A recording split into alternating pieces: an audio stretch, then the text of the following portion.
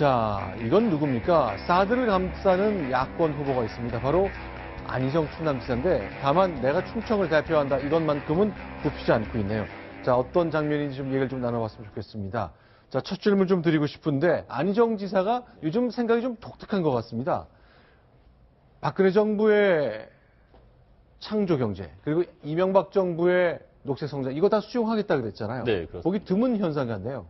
안희정 지사가 지금 헌법 체계에서는 대통령 임기가 5년이기 때문에 모든 지금 그 전 정권에 대한 정책을 부정하면은 아무것도 이룰 수가 없다는 생각을 하고 있습니다. 그래서 좋은 의제인 경우 녹색 성장, 창조 경제 의제는 좋았지만 전임 정권은 실력이 부족했다. 그래서 그 실력이 부족하다면 우리는 이번에 새 집권을 해서 그 부분을 제대로 마무리를 해야겠다, 해결해 나가겠다 그런 생각을 갖고 있는 겁니다.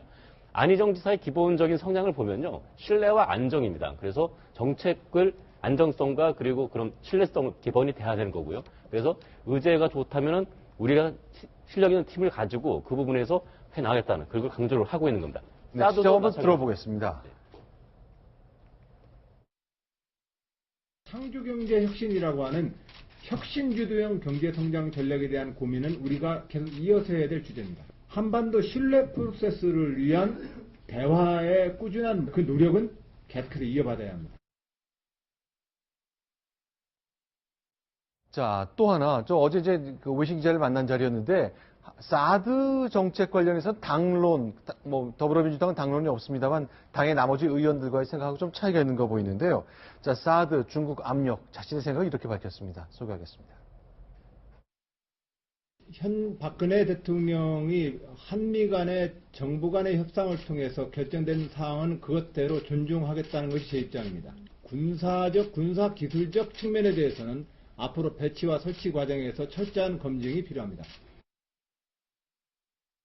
그러니까 박근혜 대통령이 사드 결정을 존중한다. 이건 어떤 의미죠? 네, 말씀하신 것처럼 정책, 특히 외교에 있어서는 상대방이 있는 합의였습니다. 그렇기 때문에 이걸 어떤 지지층만을 위해서 뒤집지는 않겠다. 그런 얘기를 하고 있는 거고요. 그리고 지금 이 사드에 대해서 지지층에서 반대할지 모르겠지만 국가와 안보에 관한 문제는 지금 대통령이나 지위 자체가 5천만 우리 국민을 안전을 담보해야 되는 자리지 않습니까? 그래서 네. 지지층만 보고 정책을 결정하지 않겠다. 그런 얘기를 하고 있는 겁니다. 네, 지금 특히 사드 문제 같은 경우에는 네. 이 문재인 대표와 확실히 차이가 나는 부분입니다. 이 문재인 전 대표와 안희정 지사 이 두 사람은 둘 다 친노 후보라고 꼽히는 사람이잖아요. 그런데 이 문재인 전 대표 같은 경우는 사드에 대해서 원래 원점 재검토를 주장을 했다가 차기 정부로 넘겨야 된다 이렇게 확실한 입장을 지금 밝히고 있습니다. 차기 정부로 넘기면 거기서 네. 다시 재검토를 해야 된다 이런 얘기를 하는 건데 자 그런데 지금 안희정 지사 같은 경우는 사드는 이미 국제사회에서 한 약속이다 이렇게 얘기를 하면서 이렇게 자신의 색깔을 뚜렷하게 드러냄으로써 같은 친노지만 이 친문 세력과 그리고 원조 친노 세력을 가르는 또 다른 기준이 되고 있습니다. 특히나 이제 누가 노무현의 적자냐를 두고 문재인 전 대표와 그리고 또 안희정 지사가 현재 다투는 그런 모양새인데요. 특히나 이제 안희정 지사 같은 경우에는 친노의 적자는 자기 자신이다라고 하고 있습니다. 그러면서 과거 이제 이번 사드와 관련된 그 발언을 보면서 과거 노무현 전 대통령의 결정이 하나 떠오르는데요. 바로 이라크 파병입니다. 당시에 네. 지지층들이 핵심 지지층이 굉장히 많이 반대했습니다만 결국은 국익 차원에서 필요하다, 불가피하다라는 판단을 내리고 이라크 파병을 했는데요. 그로 인해 지지율의 어떤 하락도 결국은 감소할 수밖에 없었습니다. 이런 것을 볼 때 과거 노무현 전 대통령 당시의 그런 결정과 유사한 궤를 같이 하는 것이 이번에 그 안희정 지사의 사드 관련된 발언이 아닌가라는 생각도 듭니다. 자, 실제로 그러나 이제 문재인 전 대표가 오늘 이제 그 간담회를 가졌는데 그때 문재인 전 대표의 모습을 보면 조금 생각이 좀 다른 것 같은데요. 자, 이 장면은 오늘 문재인 대표가 누굴 만난 거예요? 젊은 대학생들을 만난 건가요? 예, 오늘 그 문재인 대표가 그 사드 문제와 관련해서는요, 김관진 안보실장이 트럼프 대통령의 안보부장관으로 내정된 사람을 만난 거에 대해서 아주 직격탄을 날렸습니다.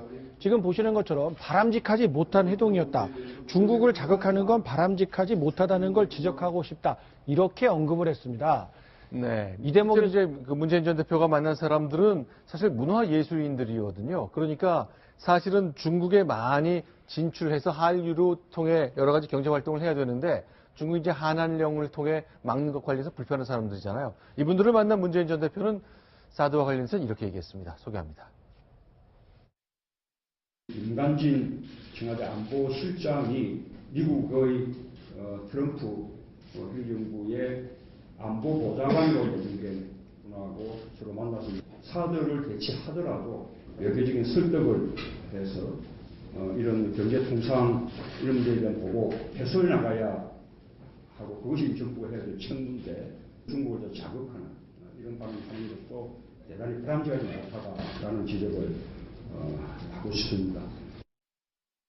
네. 지금 중국에 대해서는 중국을 자극하면 안 된다. 지금 네. 한미 간의 협의 그리고 국가 대한민국의 안보를 위해서 필요하다고 하는 사드 문제에 대해서 중국을 자극하면 안 된다라고 저렇게 비판을 하고 있는데 문재인 전 대표가 정작 일본과 맺었던 그런 협약에 대해서는 강도 높게 전면 재협 다시 뒤집어 버리겠다라고 말할 정도로 강도 높게 비판하고 있지 않습니까? 네. 이렇게 이중에 잣대를 대고 있다라는 비판에 대해서는 문재인 대표가 어떻게 설명을 해야 될지 좀 고민을 했으면 좋겠고요.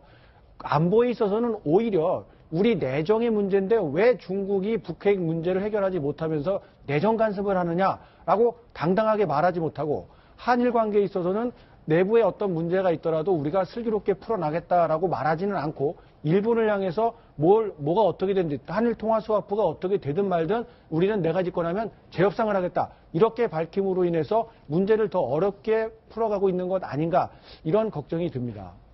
자, 그런데 이제 야권 얘기 조금 더 보자면요. 자, 박원순 서울시장이 연일 이제 문재인 전 대표를 공격하고 있었습니다만 최근에는 새로운 해법의 야권의 경선을 좀 제안했습니다. 주로 촛불 민심을 얻고자 하는 생각 같습니다. 좀 소개하겠습니다. 모든 국민들이 참여하는 그런 촛불 공동 경선을 통해서 야권 단일 후보를 선출하자는 것이죠. 이 촛불 광장에다가 수만 개의 투표소를 설치해가지고 예. 누구나 자유롭게 예. 공동정부의 후보 선출에 참여하게 하자는 것이죠. 그 경선에 뽑힌 사람은 반드시 예. 본선에 당선될 겁니다, 아마. 야권 상황을 이렇게 좀 정리를 해야 되겠습니다. 나라 밖에서도 많은 일들이 벌어졌습니다면, 자, 이제 열흘도 남지 않았죠. 곧 출범하는 트럼프 행정부와 관련된 우려스러운 장면들 역시 좀 눈에 많이 띕니다.